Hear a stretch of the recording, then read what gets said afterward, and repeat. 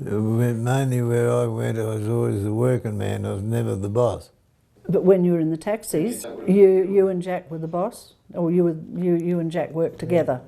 11 taxis. That was a mammoth task. 11 licences. Ran the Ampol service station. You remember that, Tex? I remember that. Well, let me show you the complete and utter Wally Sampson story. Yeah, that's a good idea. Beth used to love pictures, and I didn't go much on pictures anyway. I'd fall asleep half the time, and I picked her up one night after she'd waited there patiently. I picked her up, and when we got down to the Pier Hotel, there was a lady with a baby and a suitcase and a pusher. Taxi! And I said, yes. She said, I want to go to Wyalla. Go to Wyalla? And I said, yeah, just a moment. So I said to Beth, she wants to go to Wyalla. I'll have to drop you off. So I said to her, you wait there and I'll come back. So I ran Beth out to the North Road, dropped her off, went back, and this lady's there with a pusher and a kid. And I thought, this one's on a runner. And I said, have you got the money? She said, yeah, I've got plenty of money. I want to get going. So I get her in the taxi and driving up so far. And she said, do you mind? She was in the back with a kid. And she said, do you mind if I get in the front with you? And I didn't know what to do. So they were the big old seats right across. Right across, yeah. So she got the kids settled in the back and jumped over the bloody seats. What, while you're still driving? And they sat there with me in the front. So everything's going all right, and I thought, oh, Jesus, I hope she's got the money. This is going to be an adventure enough, because when Beth got out, she didn't shut the door like that. She threw it. So Mum wasn't real happy for a start? Oh, the door nearly come through. And I thought, this is a little filly. She might love her, but she's not very happy. So anyway, we get up, drop Beth off, and away we've gone up. And got up, and she said, I'll have to book into a hotel. I said, pretty late. Bloody must have been 1 o'clock in the morning. So I said, I'll go in the hotel and have a look. So I went in the Spencer Hotel and had a look, and there's rooms 4 and 6 and 8 up. They were empty, you see. That's what they used to put up, so they'd waken the bosses up. And I got this girl settled, and she said, I don't think you should drive back to Lincoln on your own. She said, why not you? She said, there's another bed there. Oh, she said, why don't you stay here? And I thought, well, this is when the the trouble starts. It's a pretty bloody hard show. And she settled the kid down, and I reckon she smoked. I don't know whether she asked me for a cigarette. But anyway, got her all settled, and I said, look, I'm going back. She'd paid me. Oh, she actually paid you? Yeah, she paid me. And she was honest, but she was on a runner. You can tell. Didn't need to be out of Raymond to work that out. So I got back, and Beth was happy because I made quite a bit of money. What time did you get back? I forget now. Did you tell Mum? What's that? You had the offer to stay? Oh, well, I don't know, sure. I was bloody 20 years older than her. I don't think she wanted me to stay, but she might have wanted me to take her a bit cheaper. Yeah, right. Well, I don't know what Oh, she just might have wanted a bit of security too. He just but the taxi drivers get into a bit of those predicaments. yeah. Bill Flavor was a good one. So I think I've finished that story with Beth and the taxi. Andy, would you mind to ask Wally about the tuna boat? Okay. Oh, is this a story? we asked the question. Righto, Wally. You're going to tell us about the tuna boat? Because I don't know about this. The Rosalind Star. The Rosalind Star. Okay. The Rosalind Star. The Molly Anderson seemed to be the main one to suggest they were going to buy a tuna boat. This is Maury Henderson. Yeah, Morris Henderson drove the cranes. Oh yeah, I remember now. Yeah, Henderson's hire. Yeah. He Yep. drove taxis at one stage. That's right. Yep. And Molly, and then they got Jack Camilla as a skipper. He was going to skipper this Rosalind Star, and it was over in Eden. So the couple of blokes went over with Jack and had a look at it, and we had 9 shares in this boat. 9 shares. And they bought it in Eden and had a go at fishing. And Ron Fuller said to me, "Have you got that Jack Camilla skipper in the boat you bought, Wally?" He was worried. And I said, "Yeah, Ron, what's that?" He said, "Well, I had him in the air the other day." And I said, "Turn left." And he turned right. Ron said, I'll test this bloke. He's got thick glasses. And he said, turn right. And he turned left. So he said he didn't know what sort of a map they had on this Rosalind Star. So anyway, we had a bit of spare cash at the time, so I bought a couple of shares in this tuna boat. Told John Marmion about it.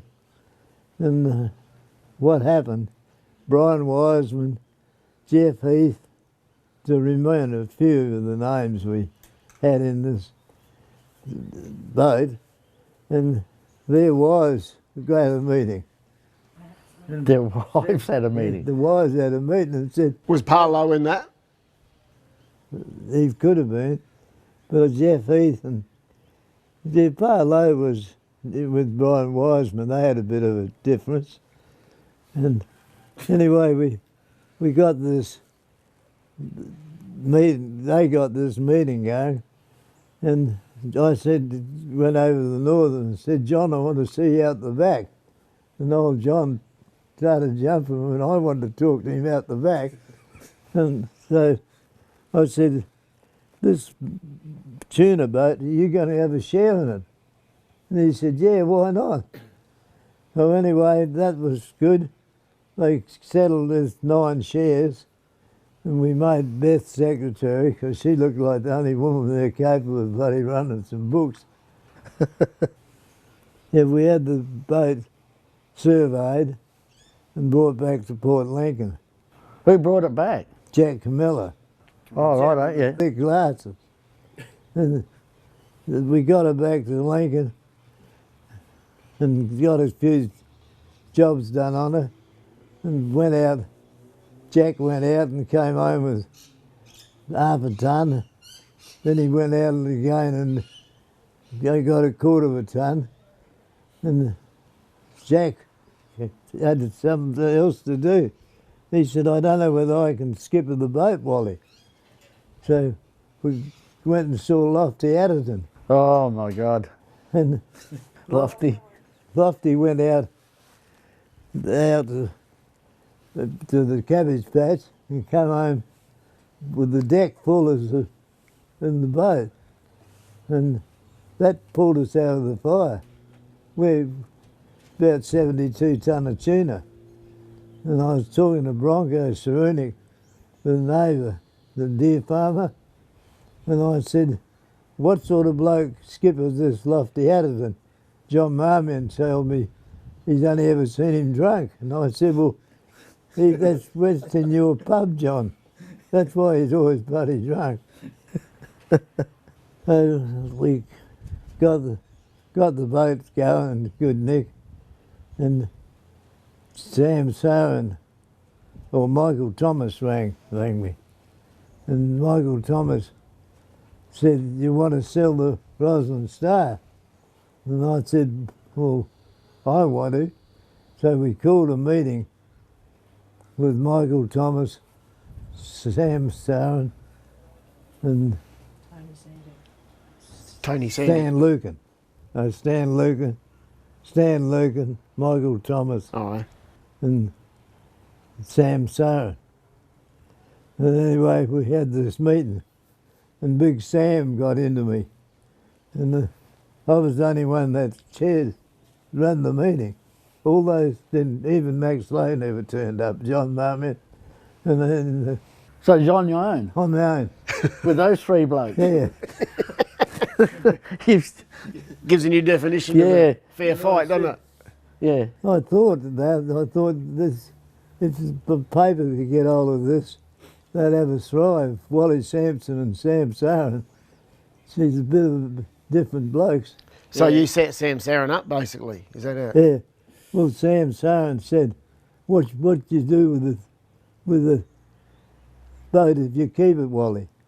I said, I'm going to get another skipper, and we'll go then. And they said, I think it'd be better if you could come down a little bit, money, and I can go and have fish. And he said, I got a skipper too. And I said, yeah, well, that's all right. But I said, Sam, where you've got it wrong, you're making a prize. And I said, I've got a prize. And I said, and I thought to myself, you've got to get tough here, Wally. You got them against you. Yeah, three of them. And I said, I'm going to stick it. I want 160,000 for the boat. Would that be pounds? No, Dollars. dollars. Dollars. I want 160. Sam said, oh, no. And Michael Thomas stood up, and he's shorter than me. That's how good he was. And I said, he said, we can't pay near that money. And I said, well, the best thing we can do is forget about the sale, and I can get a good skipper. And I've been to a tuna farmer who's, what's his name, next door to us? Tuna deer farm. Oh, Broncos, really. Bronco. I said, I've been to Bronco. Oh, they laughed. And they said, Bronco, he's got no, not enough money to buy that boat. So I said, well, righto, we'll make a deal. I said, if you don't want to pay 160,000 for it, Sam, I said, no deal. And so Stan Lucan just kept looking at me. He'd like to hypnotise me, Stan Lucan. I said, and then Sam wanted to go on with it. He said, no, we can't pay that, Wally. And I thought, you do that with every deal you make, Sam. Yeah. So I made a deal with him. Come back if you want to buy it, but don't cut the price down. The price is 160,000, And staying there. and that's going to be what it'll be. Yeah. And I was sitting there on my own thinking, you know, Wally, you've got the biggest job in bloody Port Lincoln. And they went away, and Michael Thomas rang up and said, we'll both take that deal with you. Can you remember what year that was? 76. 1976. Is that before they all started Yeah, we were, getting bigger and bigger? yeah, a lot bigger. And I went to John Marmon and said, I've sold the boat. And John said, you and me should have bought that, Wally. And I said, well, I had to mortgage everything I had. And I said, I'd have Beth and the kids out on the bloody street. We were anyway. if she went broke, would have. Yeah, well, that's a lot of money them days. But it's a lot of money. Jesus. So we got our secretary Beth Sampson going, and she done made the deal, and we sold the Roslyn Star to Sam Sohn and Stan Lucan, and they got a German chap, blonde fellow. I didn't really. He had a German name, and found out Sam and Stan Lucan had teed him up to Skipper out. to buy, like to run it, skipper it. So they skippered it, and that bloke got nearly a record tuna season. Did he? Yeah. So he was a fisherman before he come on board? Oh yeah. Oh, okay. Yep. Sam and them wouldn't. They were cunning. They wouldn't. I mentioned Lofty Adderton. They wouldn't mention a name. Oh, they had someone in mind all along, did they? They did. Oh, He done a good job. He was a good fisherman. Evidently, for 4 years he skippered her, and then she accidentally went down right out in that deep water. They couldn't find her. So Sam Sohn always knew me as Wally. Wally. Seeing people said to me, times I'd see Sam, and being the biggest, wealthiest man in South Australia, good day, Wally. And I bloody half made him rich. So, well, that Michael Thomas, is he the same bloke that had the shipyard out here? Is that the same bloke? He wasn't a bad talker. Oh, yeah, yeah, Short guy, lumpy. yeah, Yeah, so I'd be the same. yeah. He was there for a few years, actually. Yeah, so we made a big blue, and John Marmion had the right idea, but I had too many to go back to. But you don't. It's a hindsight. You just don't know. They might have actually gone bankrupt on that boat as well. You just don't know. So Quotas came. yeah. So the quotas came in when they took over. The quotas. See, if John Marmion and me had bought it, I would still have a, David and the kids would, they'd still have a big quota. Because Bronco asked me about the boat, and hell, Bronco said, you would have money for the rest of your life. Well, I suppose if you had a quota, you could keep your quota, but you could sell your boat if you wanted to, wouldn't you? Or lease it. Yeah. Or lease it. Yeah. You lease your quota out. Yeah. Oh, yeah, well. But they were only just getting on the bandwagon for quotas. And he had a really good haul. Yeah. So he already had his benchmark set. Yeah, right. Well, you could have been living up on the hill with all those, With the rest of them. with the rest of them, Wally. But, I don't reckon that would have worked. Oh, wouldn't have worked? but I've always said the worst thing out is the chap to blow his bags. But when you know the three I had to handle, and I won them, Won the battle. Well, you'd be the only bloke in Lincoln that's ever beaten them then. would be. Yeah, but what you did though was you beat them at their own game, Yeah. Yeah. because that's the game they play. Oh, that. They walk away normally. So But I think ahead of your time, father. Sam was frightened someone else was going to come in and buy Yeah. it. That was my attitude of the whole thing. Like you giving me a bit of praise now for dealing with him like I did, but Sam was frightened of someone else turning up. They must have known what was going to happen in the future. Those, Oh well, they were dictating. They were creating the future. yeah, Right there. yeah, right. But Sam Sohn wasn't a bad bloke, and I think Stan Lucan and Sam,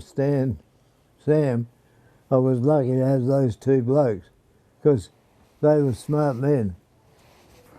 Well, they obviously are. Well, they still are, aren't they? Are they still alive? No, Stan is. gone. Stan is. Stan is. Yeah. Michael Thomas. I wouldn't have a clue. No, Michael Thomas, I think he went I reckon Michael Thomas only had a certain amount of money and that was the end of him. Yeah, right. So where do you see this? It's on Facebook. Most reports I've had back is, well, I was playing, Bill Williams was coach. We called him Old Bill because he was in his, well, nearly 40, I think would have been when he finished playing football, but he was a tough bloke. And he said to me one day, if you don't jump in front of Percy Matthews, you'll never stop him. And Percy's coming down across to the pitch there, and I thought, this is it. So I got in front of him, and I reckon he trotted on me 3 times going over the top of me. And everybody knows how tough Percy Matthews was. Bill said, well, you steadied him up a bit. And I said, what about me? I said, I'm sore all over. And I'll never forget Percy Matthews. Yeah. And he trotted on me 3 times. Because you've heard about him, have you? Percy Matthews. Yeah, I've heard about Percy Matthews. Well, I stopped him. But he trod on you 3 times in doing it. Oh, hell, he like thunder and lightning. I couldn't get out from under him. And that's in the Central Air film, which is called Names That Win Games. And if you Google that, Yeah. Oh, can you? Derek's got you can there's find it- you can lots find of it on this stuff. channel, there's 3,000 videos on there. But you've got a hell of a job trying to put this all together. So what you do is you put it on a disc and it just stays for prosperity, does it? Well, yeah, and YouTube's forever, as long as Google stays. No, I mean, does it stay in the cupboard at Wonga? No. You go onto YouTube and it's on there forever. Oh, It can okay. stay in the cupboard or on your computer. Well, you get your phone and you get on YouTube. Yeah, but okay, yeah. Well, right. you've got a smartphone, so you'll be able to get onto YouTube. Look at the house. Look how That's deteriorated. their old house. That's your old house. Will you be better to see them with that? I can't work out. That's the roof. It's collapsed. That's their old house. That's the part of your old house. See? Yeah. Yeah. And where did you hide? You used to go up in that scrub and hide when the visitors came, didn't you? Yeah. Until Mum would say, oh, he'll be down soon, when he works out who's there. Is that right? Yeah. No, he's taking a tent, you're right. Yeah. Looks all like a beach. That's our old house. And there was 2 stone rooms on the front and 2 iron ones on the back. Right. And when all us kids got whooping cough, Mum had to plug the holes up to stop the cold air getting in there. Wasn't it lined? No, the back wasn't lined. It was just pure corrugated iron. Yes. And each flue had a hole with a cold wind. Yeah. Are you on here now? Yes. And there's the old house. Look, the front of it. So didn't Mum shift you into the lounge when you were really sick? I think, yes, she moved a couple into the lounge and because she thought we'd die of this whooping cough. And in the end, the poor woman got whooping cough herself. So she was nursing 4 children and herself with whooping cough. That's right. And your dad was out working? He was driving a team of horses down ploughing a paddock. And didn't he clear scrub on this block? No, yeah, he did clear on that block, and also there's a block owned by the Sampsons now. Tiny's mob.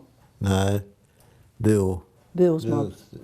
ancestors, and they called it Sparrows. Okay. And that's what he cleared with the horse. How many horses? He had 3 one end and 4 the other end of the log, and he Okay. used to ride one. Yeah. So what did he have? A log? He had a wooden log, but most logs in the later years were a pipeline out of the old waterworks. Oh, okay. There you go. There's the house. That's the house Dad built, but he wasn't real good.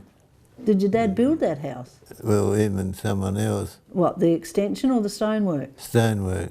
Did he? Well, he wouldn't have any money. Oh, okay. I never realised that he built that. Well, he might be wrong. Oh, well. It's a story, isn't It's it? an old homestead. It is an old homestead. Yeah. What more do you want on that? Well, that's about it there. We call it history for us. But quite a good picture. Well, how did you get water down there? Carted it by horse and wagon.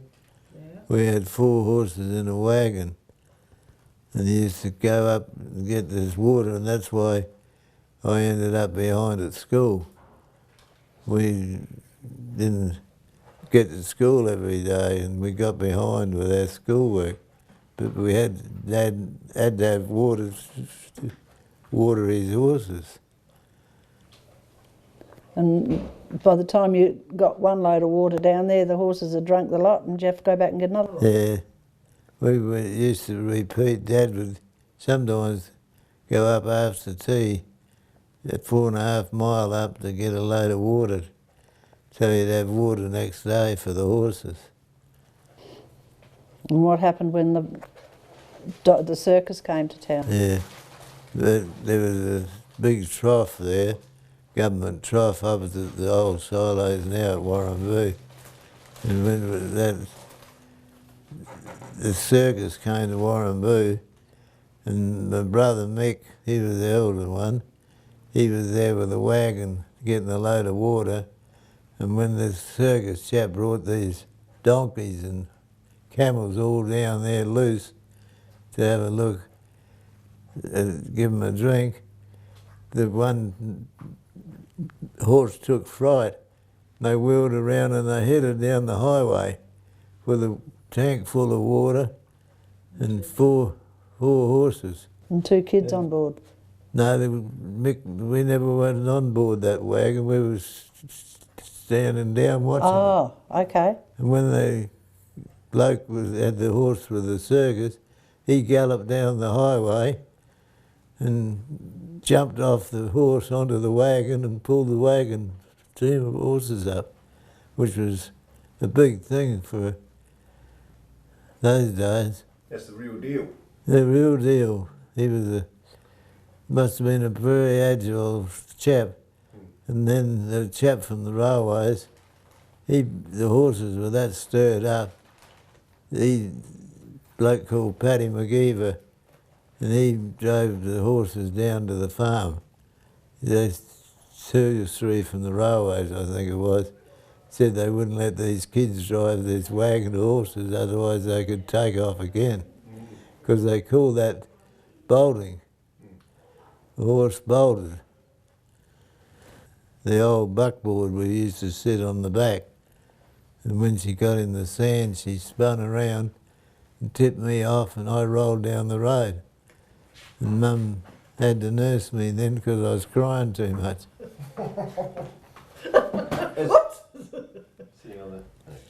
And that's where Donald Sampson lived. He lived in Smith. No. Oh, he lived in Smith's house. Did you ride horseback on Ted's farm, or did you have a motorbike? No, both.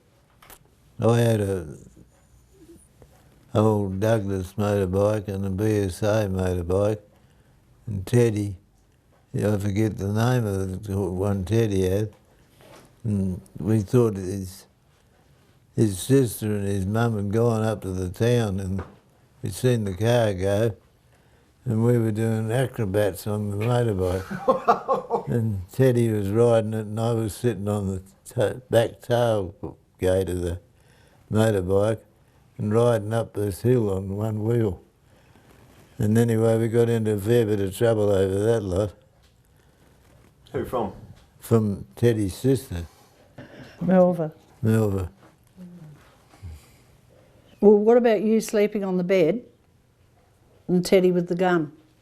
Yes, I had a couple of lucky things in my life, and Teddy Sampson, in this whole hut, we had a gun rack, and there was about 6 guns, and Teddy just one night So my bed was in that corner and Teddy was over there by the gun.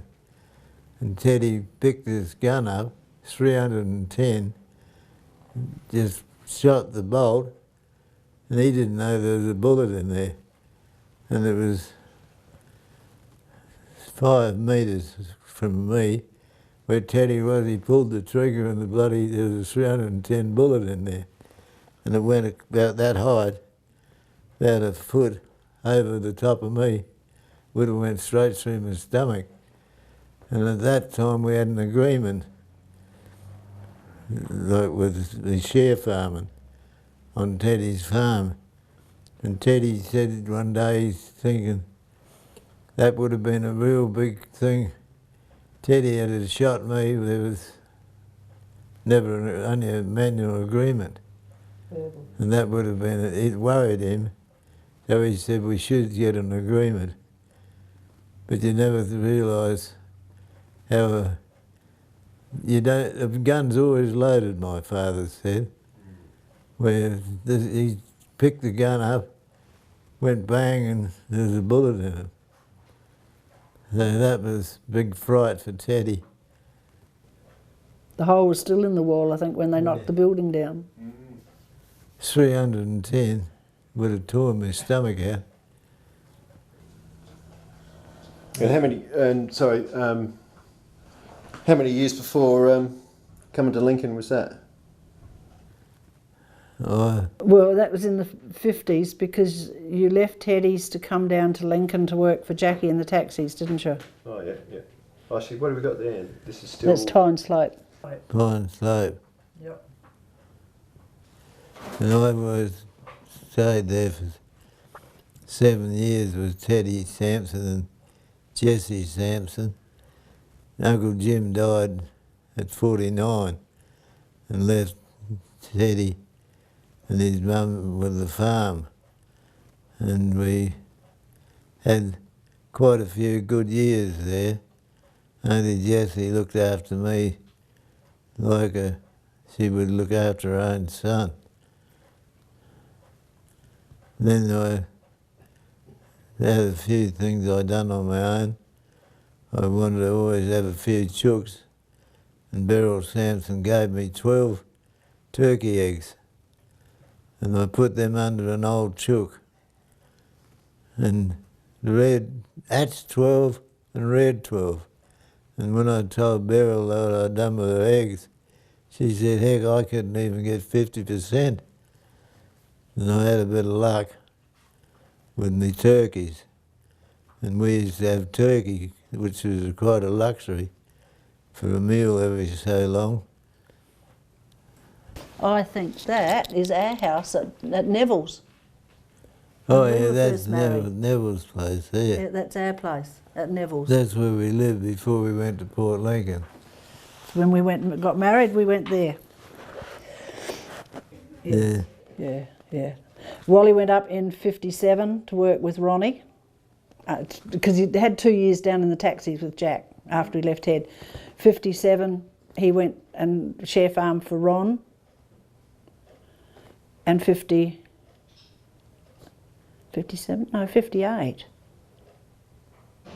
Sorry. 1959 we got married. And it was 59, 60. We were at Warramboo with Ron at Nansuma. And that house was built and we went into it as a new house. And then in end of 60, 61 we came back and Wally then joined the partnership of Jack with the taxis because Papa wanted to get out. But he wasn't very reliable. They couldn't find him half the time. Right. There's Ronnie's. I didn't realise it was so close. Look, Ronnie and ours. No, when he built that share farmer's house, we wanted to build on another farm. And I think that's really spoilt the thing, living too close together out on a farm. In each other's pockets. Yeah, well, Ronnie's younger brother Ted, after we got married, used to just come for a drive of only 6 mile. Him and Dawn would come for a drive and they'd come and see us and never went and saw his brother. Well, it's funny how you live like that yourself.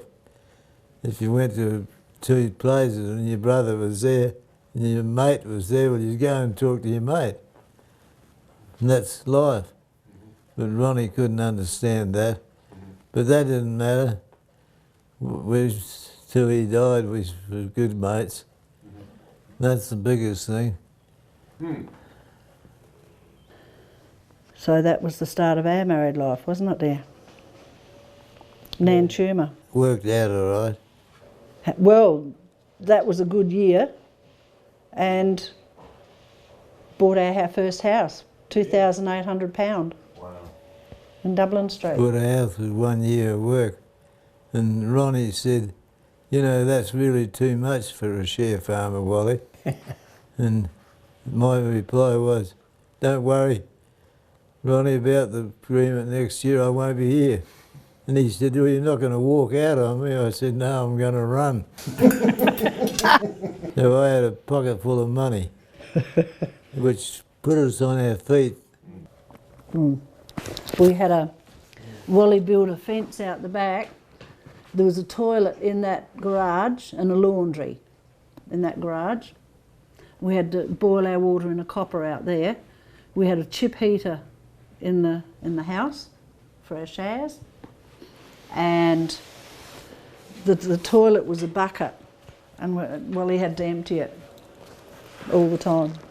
There was no long drop or flush toilet then. Really, no long drop. Not even a long drop for us. No. She wasn't a real good setup. Especially when you've got a weak stomach. Oh dear. Now we were at Warren Boof. No, I loved shooting. Wally had a beautiful rifle. What brand was it? Kingswood 22. A what? Kingswood. No. Anyway, he registered... Bruno, that's it. A Bruno. He registered that the same day he registered our son's birth, wouldn't I? Yeah. And I love shooting. And I saw a rabbit on the sandhill. So out with the gun. I missed. Oh. But I got told off by Ronnie.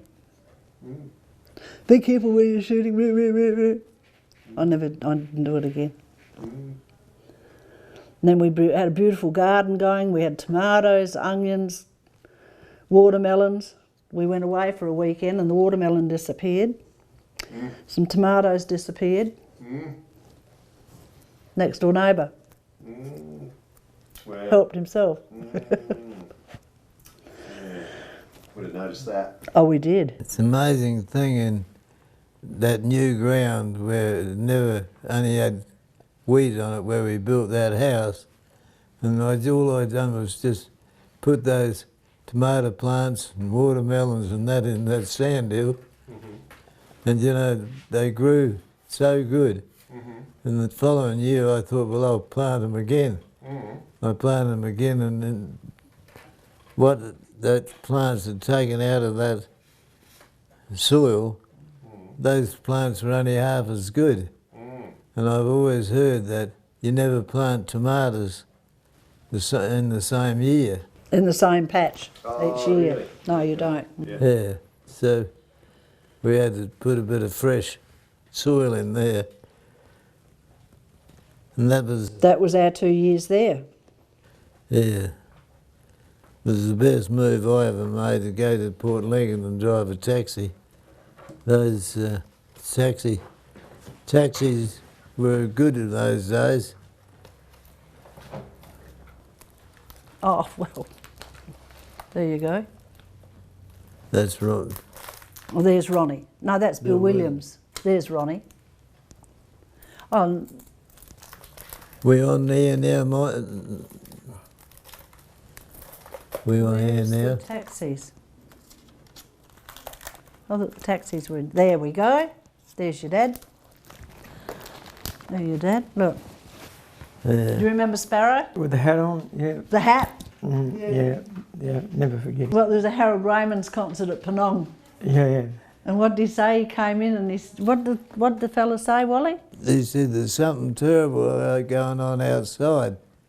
And I said, what's wrong? And the chap on the stage of Araroyman's concert collapsed and fell down on the stage. And being at a concert like that, everyone gasped. And they said, don't worry, it's only Sparrow Sampson walking around without a hat on. And that was a joke. He used to pull beer behind the bar with a cigarette in his mouth and a hat. Yeah, he did. Yeah. And he didn't know how to work that exchange, did he? That was posed, that one. And that taxi photo, they said, get Sparrow, the original starter of all the taxi. They came there to get a start on the switchboard, and they had a photo in the Port Lincoln Times with Sparrow sitting there working the exchange, and he couldn't even work it. So he had a bit of a thing. Then there's the 11 taxis. There's a couple of ring-in drivers in that lot because there was only about 9 of the usual drivers there. There was Reg Kemp driving taxis for us, and he said, I've got another job. And I said, well, good on you.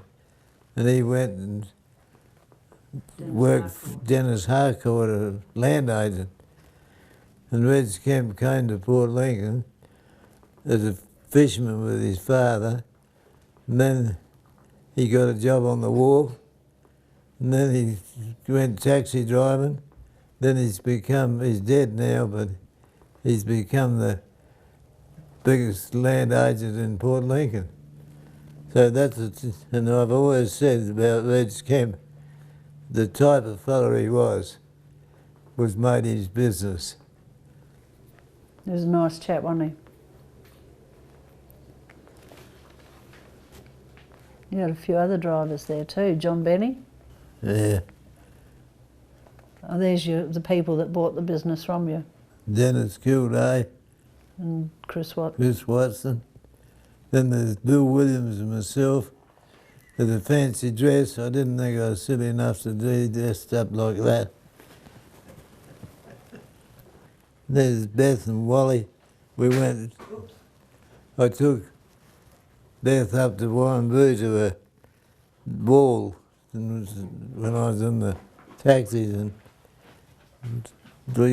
Beth put a good flash dress on, and she won the bell of the ball. So that was a thrill for Mother. So she should. I made the dress too. Really? Is that right? Mm-hmm. Good job. Well, I had to learn to sew because I had all these kids, and I only had, when we were married, when we went to Lincoln to live in Dublin Street, our first house, I got £10 a week. That was my housekeeping money, to clothe and feed, look after kids. You wouldn't be able to buy a decent dress anyway then, would you, at them time? Well, no, you made your own. Yeah, that's right. Yeah, made your own. Now, that's the Oh, line. there you are. There's a better one of the taxis. Look, your drivers, look at them. Oh, yeah. JB, Wally, Sparrow, Reg Kemp, Peter Thaliston, Brian, Jack, Noel Reedy, Les Wiles' son, what was his name? Bob. Bob Wiles, Les Wiles and Stewie Bascom at that photo time. We employed full-time about 9 drivers. Yeah. Yeah, well, I was share farmer at Warrnambool and Jackie and Dad, every time Dad would want to retire, I'd tell him I'd buy him out. He was a harder man to deal with Sparrow was than Stan Luke. Was he? Sparrow, he virtually was father-son business. So anyway, I decided I'd toss the share farming job in at Warrnambool, and Beth had only been up there 18 months with me, and she quite enjoyed that country life. So we nearly didn't come down, and I came down and made a deal with Sparrow and Jackie in the background. And I bought myself a taxi from Dad. So we had 3 taxis, and then we had 3 taxis, and then Brian McCauley had 2. I remember Brian McCauley, yeah. So we bought 2 off Brian McCauley, and we were getting them down. Then I had Big Jeff Merchant and Roy Merchant down by the post office, handing chocolates to the telephone girls through the window. Oh, the telephonist, yeah. They were buying them chocolates to say So they could get the job. they put, see if they ring up money. Oh, ring up the taxis, yeah. I can remember that because my best mate went with one of those girls, Marina Cosimanis. Oh, yeah. She was a telephonist, and I can remember that. Bloody, yeah, ringing up bloody Sampson's taxi service. So anyway, I made a deal with there and went down to Roy and Jeff and said, you want to sell your taxis? And they said, no. And Roy Merchant said, I'll run those bloody Sampsons off their feet. So they bought 2 Fairlanes. They were going to have the Flashes taxi, and we had Oldhams. So we battled away. So the nurses would ring up from the hospital, and we'd bring them down to the town, and they'd do their shopping.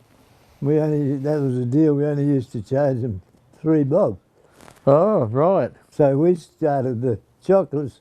I think we beat the chocolates with the 3 bob taxi. So we had done all right there. And Did anybody take over after you? Who took over after you then? Chris Watson and Dennis Kilray. That's who I worked for, yeah. And they had a look at Jackie and me, and they said those Sampsons are living well. So they came down with a checkbook each, and came into the service station, said, you want to sell your taxis, Wally? And I said, I'll sell anything. But I hadn't thought about it, so I said, I'll let you know. Said, Jackie rang Jackie at his home, and I said, Dennis Kildare and Chris Watson just come in here and want to buy our taxis. He said, what'd you tell him? And I said, well, I'd probably sell them. He said, oh, bloody get out of these. Do me. He said, but what did they offer you? I said, I haven't got into that yet, Jack. So I made a phone call back to them and told them to do it and meet us down there. So we met down the service station, and I said, give them a price. Because I wasn't real good at school, but I could add up money. That runs in the family. And I made the price up. Jackie was a hell of a good partner. He agreed with nearly everything I said. And that's what made our show pretty successful. And So how many years did you have the taxis before you sold it? 12, 12? yeah. Geez, that's a long time, isn't it? 12 years in the taxi business.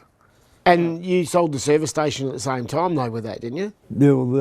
The service station belonged to Ampol. Yep. And a bloke called Bruce Grant, Ampol bloke, and Bill, Bill played tennis with Max Lowe. Bill found out this Bill came over and had a game of tennis with Max Lowe, and he was second in charge in Ampol in Adelaide. So that suited me. So, Yeah, right. and then Chris Watson and Dennis Kildare, they wouldn't take my price. And I told them not to come back unless they could pay it. I always brought that up when I made a deal.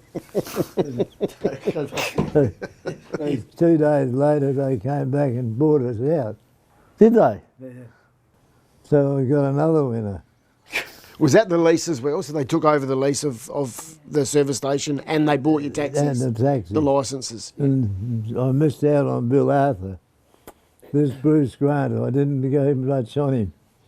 But he wasn't, he wasn't a bad bloke, but I didn't know he knew much about business. And I got on to Bill Arthur. Yeah, right. And Bill Arthur came over and had a look at everything. And he was second in charge in Adelaide at Ampol. So I made a deal with him. So we sold the taxis, How many taxis did you have? 11. 11. Yeah, 11 licences, 11 taxis. You didn't bring that. And the bus. What about the bus? Different story. Yeah, well, Brian, my brother, he didn't have a job. And I said, well, they want to sell that old bus. Who owned it? Murray McCallum owned it, I think. Oh, right. Yeah, remember McCullum's, yeah. Well, he owned the bus. And I wanted Brian needed a job, so Brian and me bought the bus. And What'd you do with that? It was around town, was it? around the town, Yep. about 4 trips a day around the town. And we used to get a lot of women. See, not many people had 2 motor cars in those days. No, they wouldn't have either. And by all those women, they were all on the bus. And the picture night, I'd have 40 in a 12-seater bus. We would have bloody went to jail. But we ran the old bus for years and thought about buying a new one. But I went to the couple of councillors and they said, no, that's your problem. Oh, righto. So, they didn't want anything to do with it. They didn't want anything to do with helping us. Council never helped us one scrap. They should have promoted that bus. Well, they haven't changed much, Wally, the councils, No, from them days to now. So did Uncle Brian drive the bus a bit? he drove the bus. And how did he go with all them women? He was pretty quiet, Uncle Brian. Yeah, only real problem he had those tickets. When the bloody kids would come in and buy the ticket, go down the aisle and one would be waiting down the back and he'd hand him the ticket. We had to straighten that out a bit. Oh, they would hand it out through the window and come back to Well, Well, actually, Brian, I've done that I myself. was going to say, you wouldn't have done that, I've Lumpy, done would that you? myself, Yeah. right. pretty good. Well, how long did you have the bus for? About 4 years. Yeah. And they didn't have a bus, up till then, they didn't have a bus running in Port Lincoln. Yeah. You were the only bus in the town. Oh yeah, hell, and she hardly paid. It was a payable show. We should have bought a new bus. Yeah. And more would have used it. You could have done a bit what this mob out at Wongery do. Use the bus for a bit of a tourist. Oh, okay, yeah, right, yeah. But anyway, Oh, now now that's Penong. Do you want to talk about Penong? well, we nearly finished. That's good. Did you want a bit more about Warren Boo, or would that be enough? Oh, whatever's in front of you there, Wally, you'd be good. Yeah. You've done pretty well in Warren Boo, I think. Oh, Alec Wilson. Yeah. Yeah. And Alec Wilson, when I went to check up, I won what they call a Palubi Cup on a horse called Phil Dismick, because I was only 15-year-old, I think. And this Alec, the council, they went to get some knowledge on it, and the council said all those details have been lost. For 2 years. 2 years details had lost. This bloke here, Alec Wilson, Do you remember Alec Wilson? Yeah. he worked and lived in the old school, Cowan School. And I said to Alec, who rang him, I said, do you know what year I won the Palubi Cup on Phil Desmond? He said, I remember it good, because I think he said he was on a horse called Ancestor, and he said, you won the cup and I came so third. So he said, that's how I remember you as a jockey. And I said, well, I didn't last long. By the time I was 17, my weight had run out. So that was the end of Alec. He had a child, his wife and him, and they only had one room, the school room, and there was an old iron lean-to on the side of the school. They called that Cohen School. And poor old Alec and them, that's how they lived. One little 100-gallon tank of water. I don't know how they got on for water. But anyway, that was Alec. That's the photo you were looking for before, isn't it? And that's the horse called Sartry. And Sartry belonged to Jack Dunn, who owned Bookerby Station. And I brought him down. And that's me when I was a jockey. So I was a bit smaller then. And what about when you worked at Condolipi? Do you want to talk about that? That's your horse, that's there. What's that horse? That was Coolabah. That's Coolabah at Bookerby Cup. Yeah. I won the Bookerby Cup on a horse called Coolabah. And it was halfway down the straight, the saddle slipped. And I was in amongst these 3 or 4 horses, whatever it was. And I said to Alec, horse to horse, the saddle's slipped back. I'll pull out. He said, whatever you do, don't pull out here. You've got horses all around you. So he smartly talked me into galloping the race out, and I won it. You always remember when you win. And that was my good old days as dressed as a jockey. We won't talk about the one you pulled, will we? No. And Fred Whedon said he wanted to buy this Coolabah horse. And I said, you can buy him, but he said, but if I can't win the Coolabah Cup with it, he said, I won't buy it. And Ron Dunn, who owned Condolipi Station, said, I'll fix that. I'll get Wally to ride Ancestor and he'll pull him. Well, that was done on the Coolabah racecourse on a New Year's meeting. And I pulled this racehorse. And we were coming around the straight, and I was on Ancestor, and Pud was on Coolabah. And I looked around, and I couldn't see Pud Whedon. And I thought, hell, what am I going to do here? And next thing I looked back again, and there was Coolabah. And I said, come on, Pud. And after the race, this chap was one of the very few left. He still comes down to by the town jetty at Port Lincoln, Charlie Giles. And he told him, he said, I heard Wally say to come on, Pud. And that got pretty bad news, but they were only not real big top registered race meetings. But I pulled 2 horses in my racing career. I was only a jockey for 2 years. And I pulled another one at Coolabah for a joker called George Price. So I was a bit naughty, but that happened. Well, if you get told to do those things, you've got to take care of the boss, what the boss says. And he trained every morning on Condolipi Station 4 horses. He had a race course mapped out on the station, and he'd do a round each morning on each horse.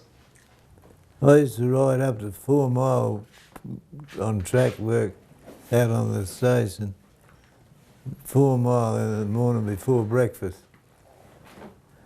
So it was pretty hard work for a kid. Yeah, I was in Penong. I used to go out to Condolipi on horseback It was about 10 mile. And this time I thought, oh, better go home and have a look and milk the cows. And the Dunn people were away. And when I got to this well, why it was called Injury Well, because this happened after my time. And there was a lot of big draft horses around this well. And being on my own, I went over to have a look that they had water. And then I got over by the well, I could hear his voice going, oh, oh, oh. And I was looking around the tank, got a bit scared as a 15-year-old, and heard this voice behind me. And there was another well dug over there. When I looked down this 30-foot well, there was a bloody horse that's fallen backwards down the well. And his eyes were going and waving, the head was waving and I could see these eyes. So what we had to do, I had to go back into Penong again on horseback, get the policeman to come out and shoot it. We shot this horse. Next day, a council chap, they made a frame to wind it up, and this council chap, he went down on this winch they'd made, cut the legs off and the head off and all that off the horse, and wound it up piece by piece. And then they had to clean the well out with buckets. And that was a big tragedy for a 15-year-old lad. Traumatic. Well, what about the dog fence? Didn't a cow was it a cow or a horse got stuck in the fence out there? Or a bull? Oh, it was cattle out of Urea, Rockhole they called it. And that was about 6 or 8 mile out from Congalippi Station. And when we, this boss can't get a couple of old cows and calf, he borrowed a bull off Clary Brook. And this bull was a north wind blowing. And 6 or 8 mile away, this bull was going up and down the fence. And that bull next day was missing. We went out and got him and we had to drive him home. And we couldn't get him to head off the other cattle. So what we done, one each side on horses, and flogged him with a whip until he buggered. Then he walked off and we drove him right back to the station. And I was only a kid still. How old? 15. Wasn't very old. And then on weekends, you went into the Penong and worked at the bar at your dad's pub. I only had to be 14 to work to pull beer, because it was my father's hotel. And I used to make sure, because on Saturdays at Penong, the whole hotel was pretty busy, because we had the gypsum works and the salt works. And there was always plenty of work to be done, and he'd tell the boss, he said, you can take him back home to train your horses, but I want him here by dinner time Saturday, because the bar gets full. So that was why I was a busy man, riding racehorses, pulling beer. And people would say today, if I've ever slipped and said I was only 14 but I was pulling beer, well, that was allowing. I don't think you'd be allowed in there at 14 today. Didn't you lump salt? Yeah. I was Les Place, had a heart attack, and he used to lump the salt onto the truck and take it up to Penong at the railway. And I said, oh, that's right, he was looking for someone to lump this salt onto the truck and take it up. And I was only 15 or 16 again. And I said, well, I'll do it, because I was only getting £1 a week out on the station, and he was offering £1 a day. Yeah. So I lumped this salt, and Mum said, Wally shouldn't be lumping all that 180-pound bags of salt. He said, it'll toughen the bugger up. That's the only attitude Dad thought about it. He only looked at that I was earning big money. So I never went back to £1 a week. It's pretty good money, £1 a day. Back in those days? Yeah. But anyway, I've got a bit more here. These are some travellers from Port Lincoln that used to stay at Penong Hotel. There must have been a reason for that. Travellers had always seemed to stay at Penong Hotel for the weekend. I think people took them spotlighting and there was always someone doing something. And that's a group of them. And Teddy Miller's grandpa's in there. Is he? No. No, not in that one. I can remember most of these people back in those days. Well, what about Gunga Singh? He's coming up. There's a chap used to be a wool class that came over to Cayley Station, and funny thing, I can still remember his name was Ron Fay, and I can name all those there in that photo. Les Agus, Ron Fay, Everard Hamp, Bill Dearman, Len Cabot. But now you're on Cayley, aren't you? Yeah, the Cayley Station. That trilogy.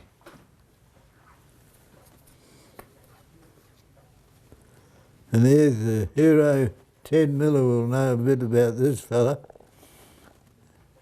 He's called Sam Sleep. Oh, yes. Ted would have. We're back at Penong. And he was a character. When they talk about that cutting that wood for the gypsum, Sam used to have a horse and four-wheel cart, and he used to go down to Leopold's and cut this piece of timber for a kiln in the gypsum works at Thevenard. And this was Sam Sleep, and I used to go out and help him.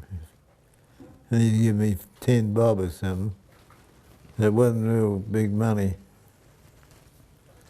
Do you remember that Sam Sleep? Yeah, yeah. What did he do in your eyes? He used to timber. There's a lot of wells out there. There was underground water about 90 feet down around Penong.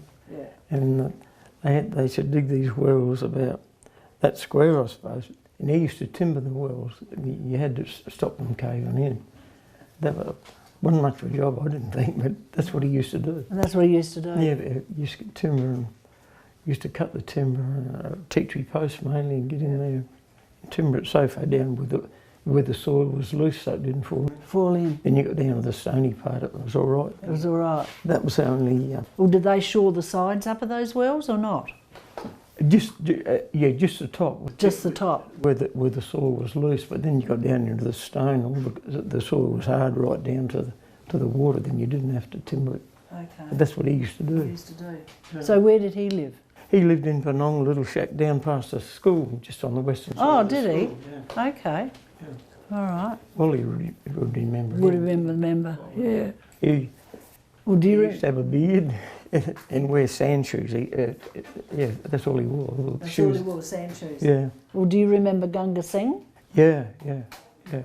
He lived on a bit of a stone hut south of Penong, and he used to wear a turban. That's right. He was a Sikh, I think. There's some Indians are called Sikhs, aren't they? That's a tribe of them. Yes, That's right. Yeah. With the turban. Yeah. Well, he was one of them, I believe. Yeah. Well, Grandma Sampson was the last one to serve him Oh, okay. in the hotel. Yeah. And he went home and he died on the way back to his camp one night. Yeah. And then when they found him, the dogs wouldn't let the policeman anywhere near him. That'd be right. Yeah. He lived in this hut south of Penong. Yeah. And, well, who buried him? Dad. It, Dad arranged the funerals because they couldn't get they wanted him buried in his religion. So they had to get a minister that would bury him without in the Indian religion. And Dad, when they put the lid on the coffin, Dad put a bottle of Conto port in the coffin with him. And everybody, that was a big talk of Penang back in those days. Who read the service? Well, my two younger brothers were there for that, but I only know what I heard. Oh, okay. They were going to sing. I reckon it was old Bill Kelly. That's right. There was old Bill Kelly and young Bill Kelly. Yeah. And I think old Bill made the sermon. And somebody one day when drunk in the bar pulled the turban off, and I was working in the bar, and he went mad. Yeah, he would. With him tearing this turban off, and the turban was 2 metres long. That's something I got a shock, how they wrapped it so close to their heads.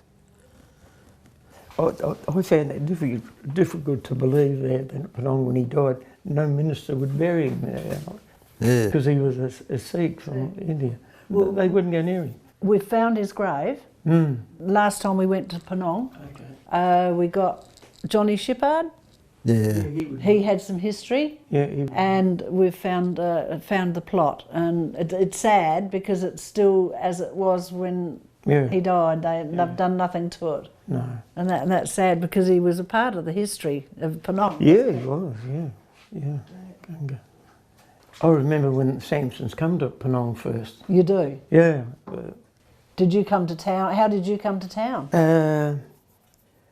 Well, before the school bus, there was a school bus then, I think just started up. Fred Shipper just started out to our place, but the old man used to rent a house in Penang so we could go in, so we could live in there during the school terms. Okay. Then we done correspondence, I think, for some part of it. I remember doing correspondence. Yeah. But you were too young to go to the hotel. Oh, yeah. You kids used to come out that back room there where the women would ever come into the hotel. See, the women hardly ever drank. Yeah. They were locked out in the car. That's right. You would look down on the women in them days if they drank. Well, when we were married, Yeah. I had to sit in the car, howling baby, Wally in the wood in the pub. Yeah, that's right. And when the big thing about the Woodner, the Penang Hotel, the chap from Kirriby died, and there was Jack Allen, I think his name was, this fella. He was George Marr and Fred Nat and someone else. They went down to Sejuna to pick this bloke up to take him back to Kirriby to bury him. And when they got to Penang Hotel, they pulled up under a tree with a coffin on the back, a tarp over it, and went in the pub and got a round of drinks. And they were drinking away there, and someone looked out the front window of the hotel. He said, "Oh, hell, the sun's come around, it's on old Jack out in the coffin." And one of them said, "We better get going." And evidently, one other one said, "No, we'll shift the truck and then we can have another round." So they shifted the truck back into the shade again and had another round of drinks before they went on to Kirriby with the coffin. So they give them a bit of a rough time when you died up there. There's Wally's mum and dad outside the Penang Hotel with Mick and Jack. Oh, I'm sorry. Oops, you right there? There they are. Gee, they're good photographs. Who took the photographs? Well, And I would have. You would have. I can remember taking it. I've enlarged them. I'll tell you what, you got a good eye there, Wally. Yeah, well, remember I had an old box camera, and these are enlarged in Lincoln. How'd you get the camera? I bought it when I went. I reckon I bought it when I was that great 15 age I talk about. See, I had some money, and Mum and I'd never been to Adelaide. Mum took me to Adelaide with my older brother. Yeah. And that's when I bought this old box camera, a square. But evidently Box brownie. took good photos. Well, it took those and we enlarged them. That's them See, there. I'm pretty sure that one there, Right, we'll take those with the one Penong, for myself. that one there would have been taken from my old box. There you are, there's Gunga Singh. So what year did you buy the box brownie? Well, I reckon I would have been only 8, 9, 10. Were you at Penong when you bought it? Yeah. Well, that's in 44. You would have been 14, 15, 16 or whatever. 14-year-old I bought that brownie. Because, see, I was working out at that station. For £1 a week? Yeah, and then I went on the salt. At £1 a day, so you could afford a camera. Yeah. I had money and I knew how to save it. I always saved me money Oh, yes. as a kid. Now I And they spend called it. me miserable. I say I was only careful. Careful. And you bought stuff with it? Yeah. And in fact, what was the first thing you ever photographed? I reckon those first one I remember, I haven't seen it here today, is the girls from Woodland basketball team. And I remember that Yeah. probably nearly the first one I had. Check the temperature of your fridge, but you don't have one. So he was at Penong when he was 14 and he was working in the pub with his father and also on the stations and lumping salt about that age. And then went down and worked with Teddy after that, before he went to Lincoln and worked in taxis. Met Beth while he was working in taxis, back up to Ron's. And then back to Lincoln to taxis, and then up to Sejuna, working in the EWNS. Yeah. When did they go to Sejuna? Oh, I reckon. Oh, Probably I reckon it's in that was 81. early 70s, late mid 70s. be late 70s. I reckon. Yeah, because that's when I went and played netball again, And I still feel as though I'm going home when I go back to Yep. Sejuna. What about our fishing trips? Where did we go for those, Boof? Was it Red Banks or it used to be out past the slaughterhouse? It's called Red Cliffs. Red Cliffs, I think, yeah. That's where I was worried when they arranged at the footy club on a Saturday night.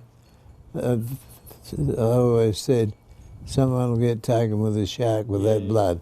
Because, yeah, the slaughterhouse used to be on top of the cliff, didn't it? And it never, you know, my theory it never happened. No. Thank goodness. Because, yeah, we used to do a lot of diving along there, scallops and... People don't believe it. We used to come out there with you and John Boy, Yep. and we'd get a half a bag Oh, of scallops. Yeah. And Uli Uli, yeah, we always... and Monty Will? Monty, Ricky and, yeah, Brian Burnett probably, we always used to... Yes, I think so. Yes. Yeah. And we used to take a lot of scallops out of there. We were a bit overloaded on the old Blue Boy, weren't we? Yeah, at times, times. We had up to 8 people with no seatbelts. Yeah. No lifeguard. No life jackets didn't matter back then days, did it? No. I'm just looking at this photo here, there's 1, 2, 3, 4, 5, 6, about 7 or 8 people standing around the boat there. So Yeah. And they'd all they been would on have it. been in it, yeah, sitting up the top and around. Well, no one policed it. No, not back in them days, it didn't matter, did it? But we never had a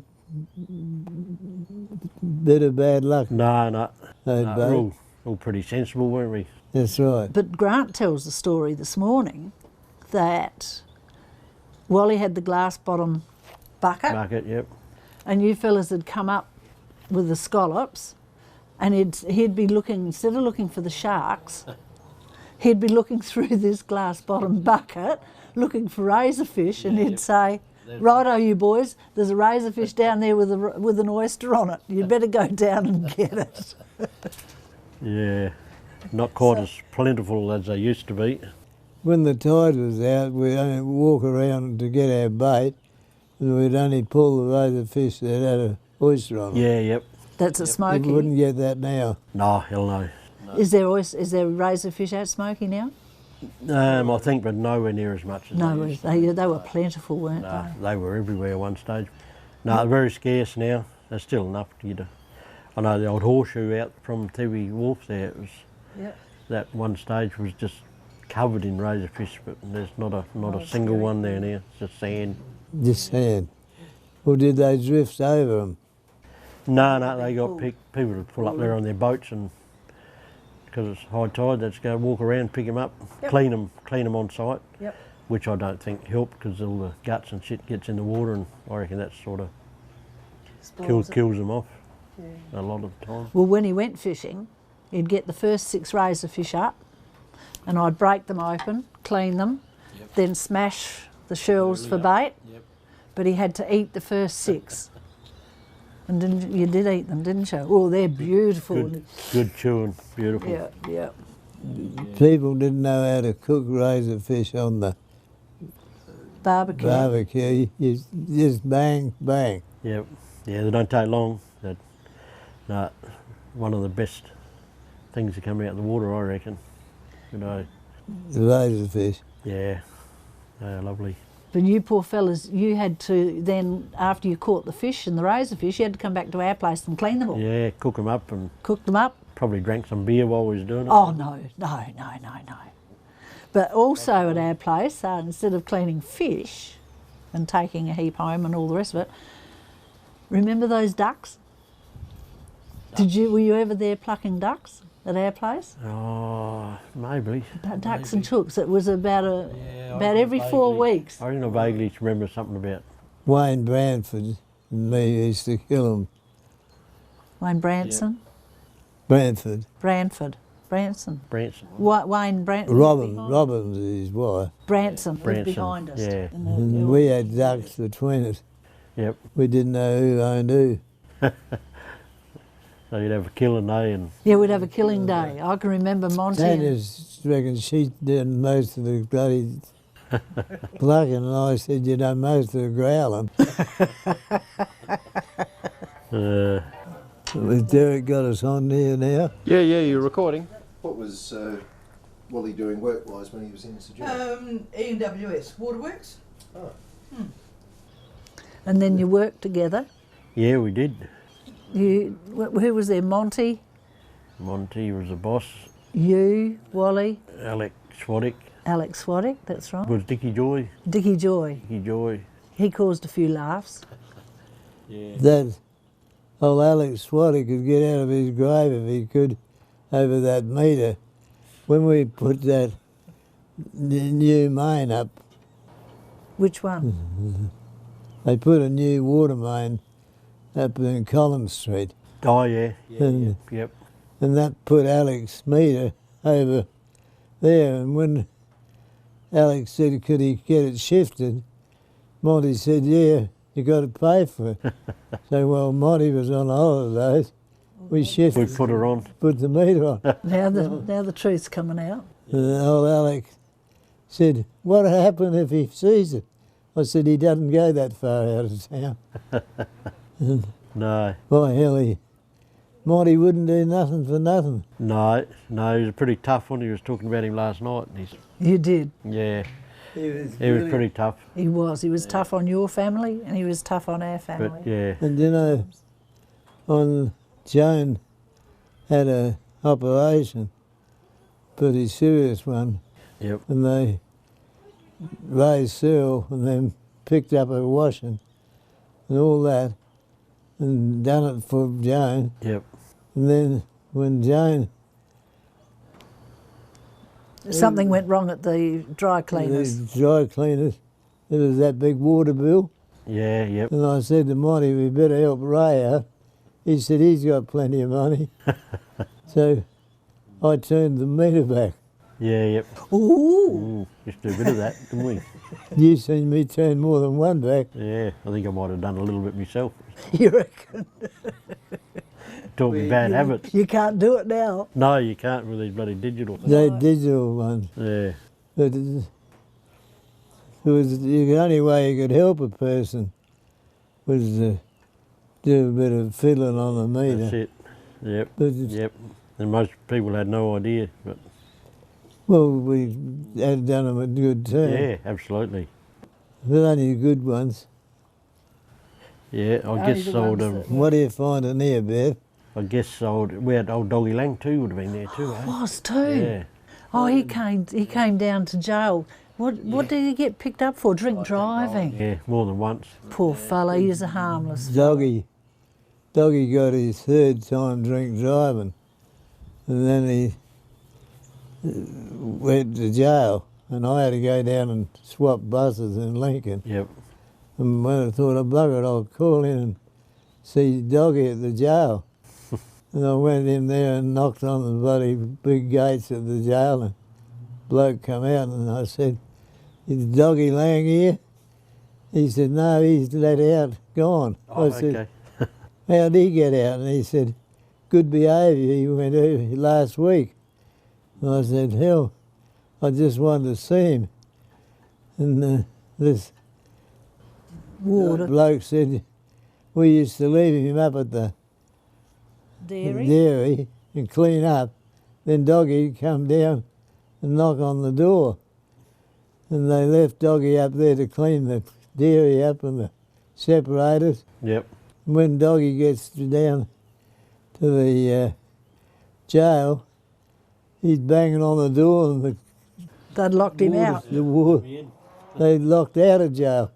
And the warder's got the couple of guns on their hips and opened the gates. They thought it was a raid.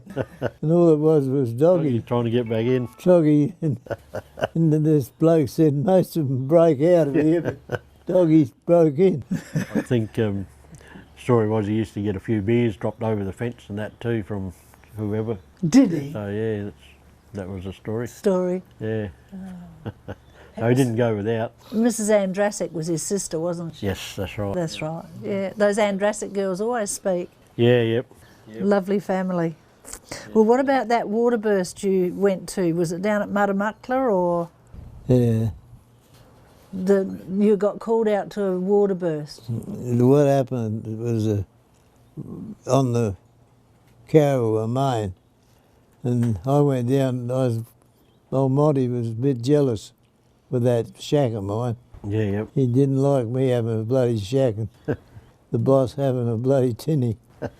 And I went down just on the Friday, we used to do a trip down on that mains and have a look. And I went down there, and Mrs. Watkinson. Yep. And there's a bloody great pool of water on the road. And I thought, this is a mess. And when I went to inspect the pool of water, it had gone back a metre, this pool. Yep. So I went up and said to Mrs. Watkinson, "What's all that water down there?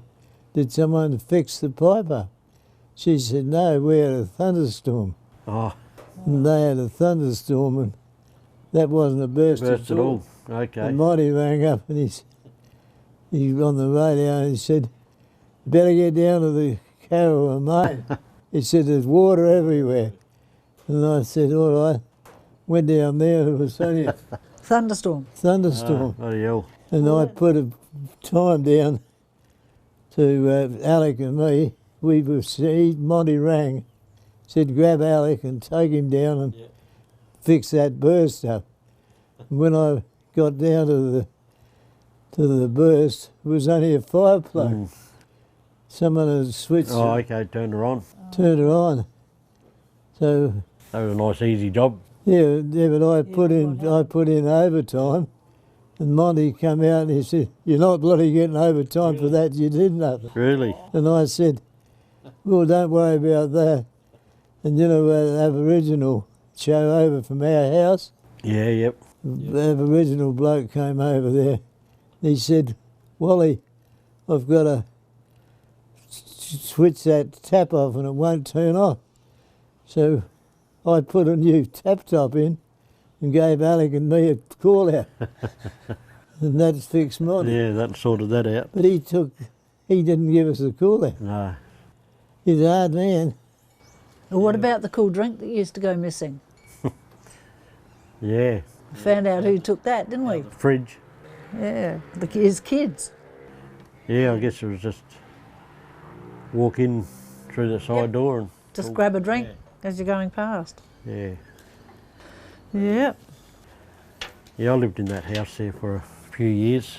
What, in Monty's house? Yeah, an old depot there. Yeah, did you? I was probably in there for, oh, I don't know, 8 years or something, I guess. I was in there a while. Yeah. And that's before you bought your own home? Yeah, yep. Yeah, but you were in charge there, weren't you? I was, yeah, yep.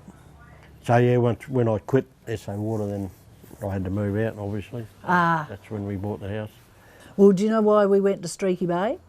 In '87, Wally went to Streaky Bay as the as the senior officer there. Yeah, I'd forgotten that. And Monty was in Lincoln, you see. Yep. And Wally thought, right, I've gone to Streaky, that will put me up as a head boss at Streaky, and I'll put in for Sejuna. Yep. And then Monty demoted himself from Port Lincoln. Yep. And he come back. He went back to Sejuna because he couldn't handle Port Lincoln. Yep. And so Wally demoted himself and come back to Port Lincoln too. And when I came up to Sejuna, I didn't know much about those requisitions and all that. Yeah, yep. And I had to learn most of that myself. And when I was going there with Monty, he said, when they didn't bloody well teach you something before you come up here? And I said, oh yeah, I mainly gave the orders out for sewers and that. Yep. And then when Monty came with the Lincoln, what was his name? Mark Cooper? Yeah, Mark Cooper. Oh. That Peter Cooper he was the boss of the SA Water. Oh. Peter Cooper. His son is mixed up with Marble Range now for years. And Monty said to me, why they didn't bloody teach you a few things before you come up here? Monty got down to Lincoln there and his sewer.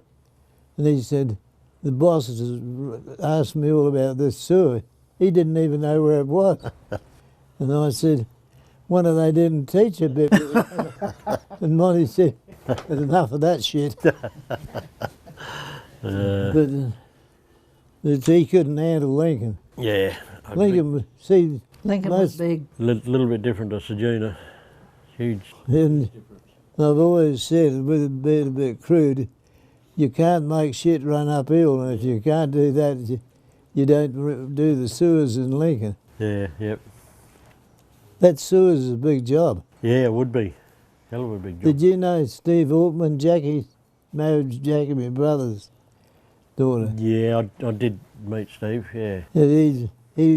By hell, he could handle that. Yeah, yeah. He did a good job, a little didn't bit of time I'd come down here. Yeah, he was always Oh, a sewer man, wasn't he? Yeah, he was. Yeah. Good bloke, Steve. Yeah. I guess you would have been on call all the time up there too, Wally. Yeah. I guess. From back in the day when there was no mobile phones or anything, you were pretty much stuck at home, weren't you? You couldn't go anywhere.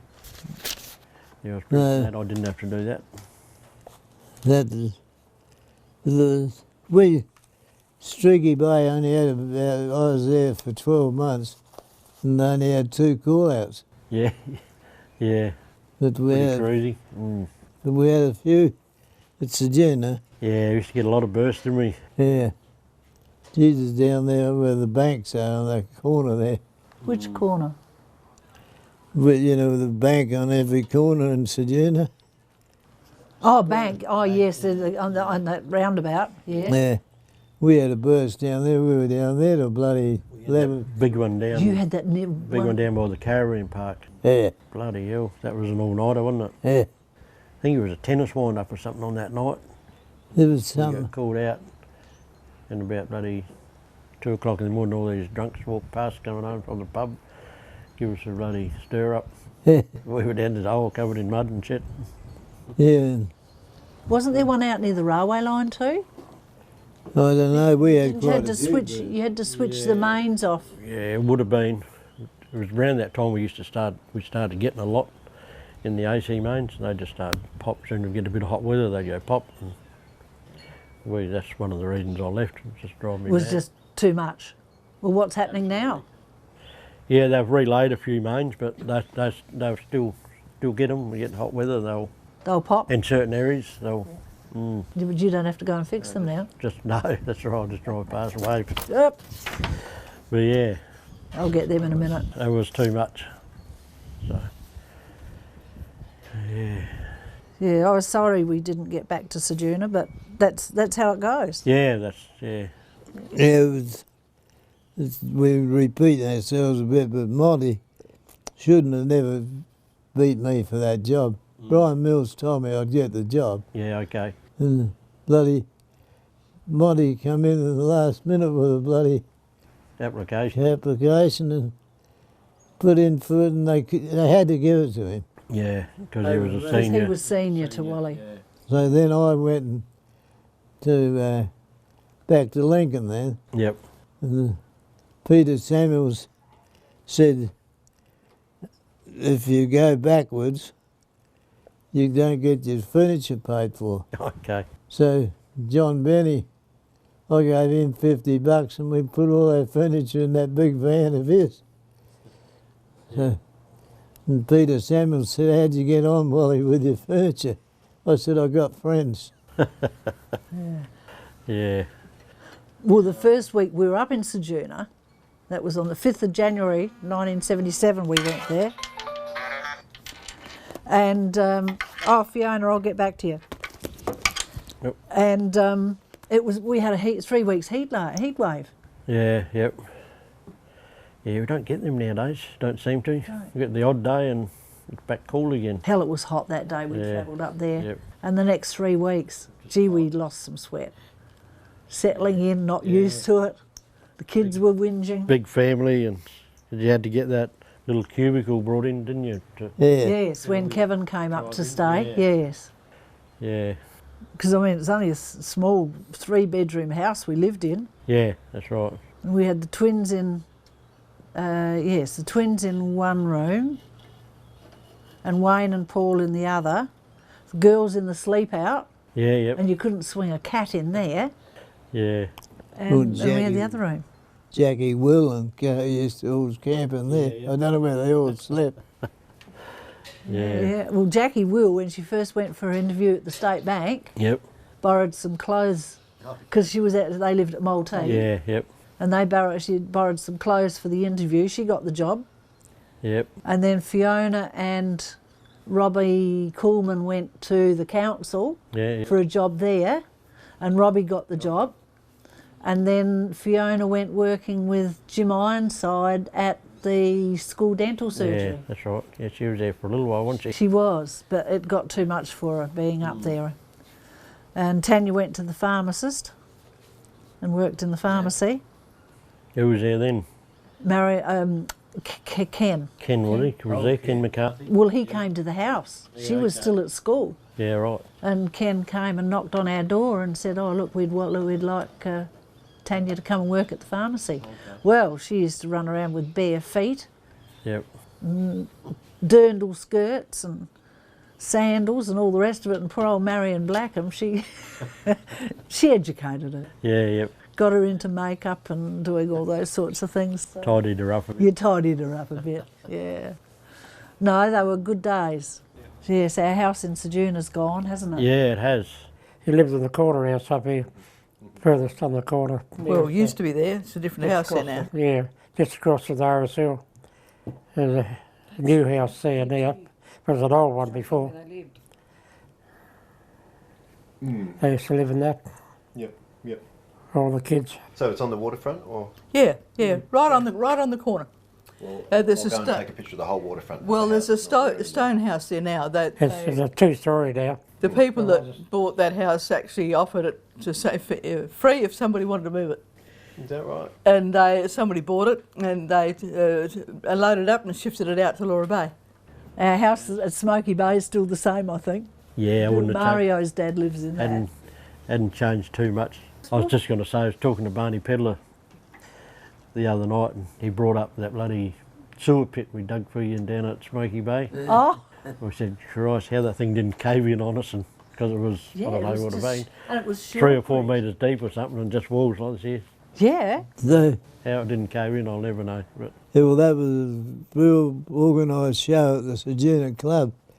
And Rattlers hanging around then with Tanya, and we had to get this sewer in the shack I had at Smoky Bay, and I said, about 3 or 4 blokes, I said, if you come down and that's all sea sand, easy digging, and I said, I'll get a carton of beer and some chops and sausages and we'll have a barbecue. There's about 4. Rat was one of them. There's about 4 of them there in the club room. And next thing I knew, Sunday morning, there was bloody 14 blokes come down. I had to store all this meat out and get it all out. And I think they worked out, what's his name? What, Curly Williams brought a whole heap of stones. Yeah, I reckon some of us went out to his farm and picked stones. Picked stones. And you put a great big steel pipe in the centre of it. in the centre of it. That was the soakage pit. Yeah, yeah. And I said it's going to cost. There was a bloke at Smoky he died. Probably Georgie Baldwin. Georgie Baldwin. I said to Georgie, what do you want to dig that pit? And he said, about $40 or something. It's all sand. I said, well, that'll be good. And I said, these blokes in the club rooms, if you could come down and save me a few bob, he wants $40 to dig it. And I believe they drank 6 cartons of me beer. And if I ever run at a loss. You were out of pocket. So it was a barbecue, emptied the freezer with. We had a good day, I remember. It was a pretty good day. Well, we had a lot of good Why days. did everyone get wet in there? Did we squirt the water in there? No. It was shell grit. It was shell grit, yeah. And that collapses pretty easy. So. Yeah. And we were sort of sitting on the edge while Yeah, you were, eh? sitting on the edge, wandering around. Telling them what to do. And I said to Barney, God knows how that thing didn't cave in and suffocate someone, but we got away with it. We did. Then Monty always was so good at everything, he worked and everything be good. And when we went cleaning those tanks out, Yeah, wasn't that a good job? that would be the most legal job you've ever found. Illegal. Yeah. A couple of trucks dragging them bloody big drums up and down. And If someone had got hurt, we'd have gone to jail. oh yeah. Oh, real pleasure. Yeah, no worries, that's good, Pleasure. Derek. Now, Yeah, let me grab that thank you. microphone. Just before he falls off there, because I've been watching him there. Okay. Whoop, hang on, let me grab that one there. There you go. He's done well. And how's our cameraman going? If you can do handshakes all around, that would be just terrific. Thank you, Father. David. Thanks, Lumpy. Thank you. Well done. David. Good job. Good job. Good job. And thank you, Wally. You are A legend. He's a legend. You are a star.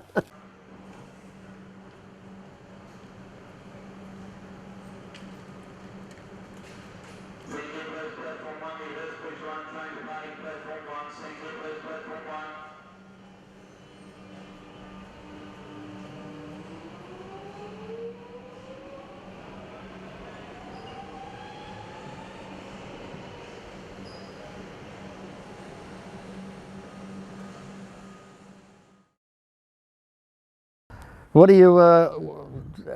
you think about the old Lee Hunt Midwest now, mate? Yeah. Folding up, bloody. That's a sad, isn't it? Sad move. Well, it is a sad move. What I can't understand, what I can't get my head around is all that history over the years with Midwest and Lee Hunt. Now, what's going to happen to all that? Like, Well, it stays as history, mate.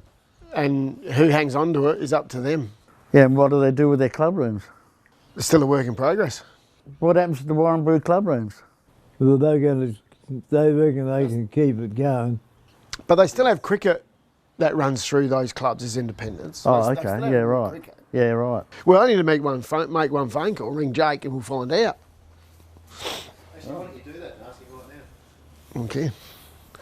Because that would be interesting. He'll be hungover. Yeah, so there's a lot of history going there, Wally, isn't there? Yeah. So, Mortlock Shield, what happens to Mortlock Shield now? do they come back and play Mortlock Shield? I don't know. Midwest? I don't think they've worked the Mortlock Shield out yet. The Mortlock Shield is going to be a big job. Well, it's going to be sad if you haven't got Good morning. Midwest in there, eh? Yeah. Good, how are you? All right, now you're on speakerphone. Grandma and Grandpa here, and Lumpy Page. Who are you talking to? Jake. Oh, Jake, you sound different over the phone, mate. That's Lumpy Page. Hello. Hey, we're just sitting down having a bit of a chat. Now, Yep. where are you guys going to play with the amalgamation? Yep. What's the setup? And I'm assuming that this has all been sorted. Yep, all been sorted Yep. now. So with the 3 ovals, what's going on there? How are you going to work 3 ovals with one side? Right, so the 3 ovals, one side business, what we're going to do is, say it's the season will go, say, for 20 weeks, say 20 weeks, and the first third of the 20 weeks we'll do all the trainings and the home games at one oval, and then the middle third we'll do it at the next oval, Yep. and then the last third we'll do it the next oval. So we only need to keep those ovals fresh and whatever for those. So you blokes have got home games then, Jake? Pardon? You got home games, have you? Yep. Oh, so Eastern Air's got to come across and play at Tyne-Cutter or Warrnambool or Wooden or something now and again. Yep, that's right. Well, how far's that? Well, That's a fair trip, Wally. It's a big trip. Is about 170 k's, so it's no different to us going to Streaky pretty well. Streaky, I think, is 175 or something from here.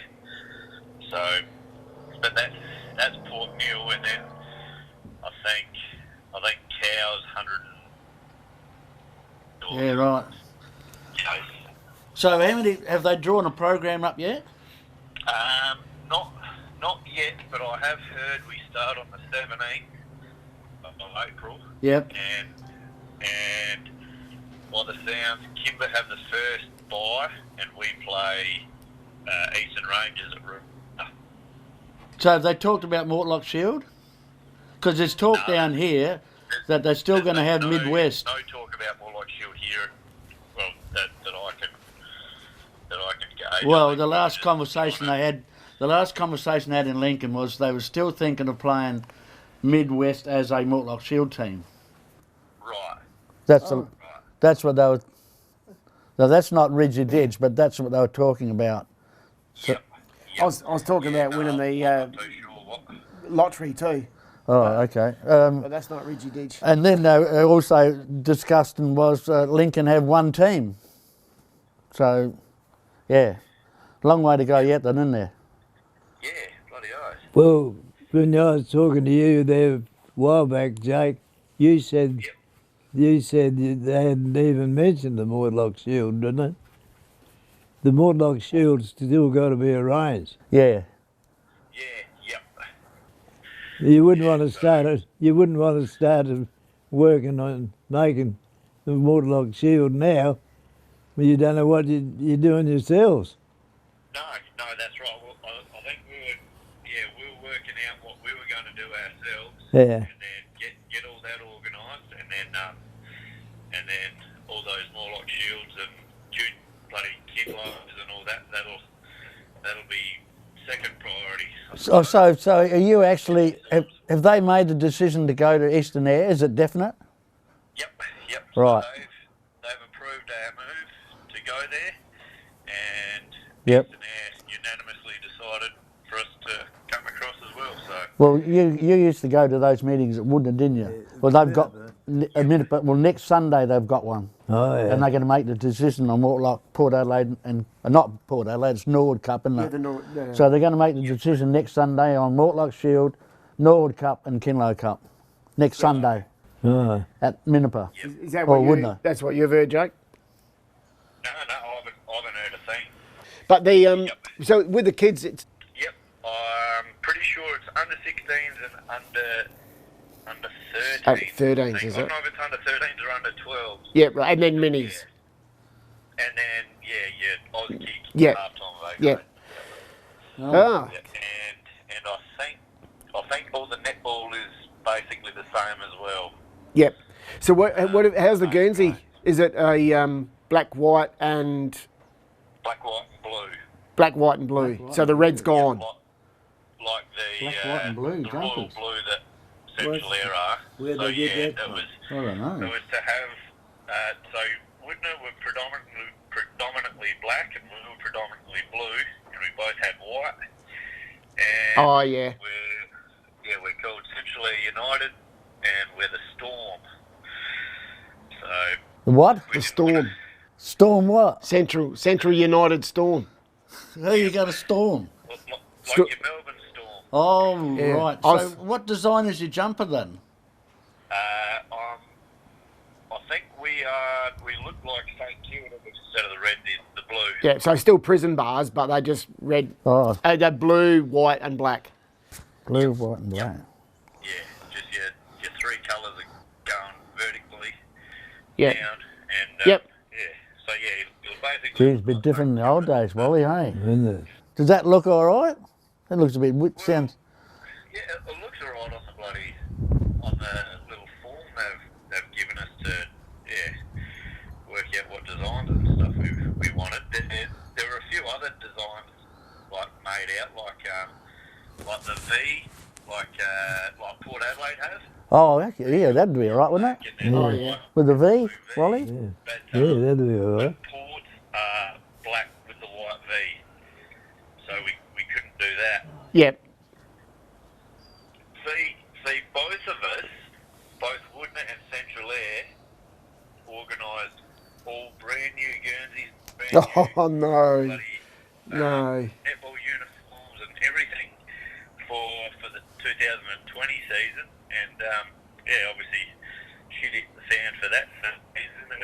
So yeah, we're all You got training Guernseys. we've all got training Guernseys, but I think they're gonna auction those Guernseys off and stuff. Yeah, you know, you can't go back. Yeah, that's right. Yep. So what's have you taken on a role yet yourself, or They'll you? be collector's items, Wally. They will be. Won't they? Well, they could be. Right back, The old jumper. and I'm just a footballer now, which is good. Good to hear your voice. Yeah. Good to hear you, Grandpa. Yeah. Yeah. We're just shooting back. We're going to have afternoon tea at Grandma's. I think she's whipping up a baked roly-poly.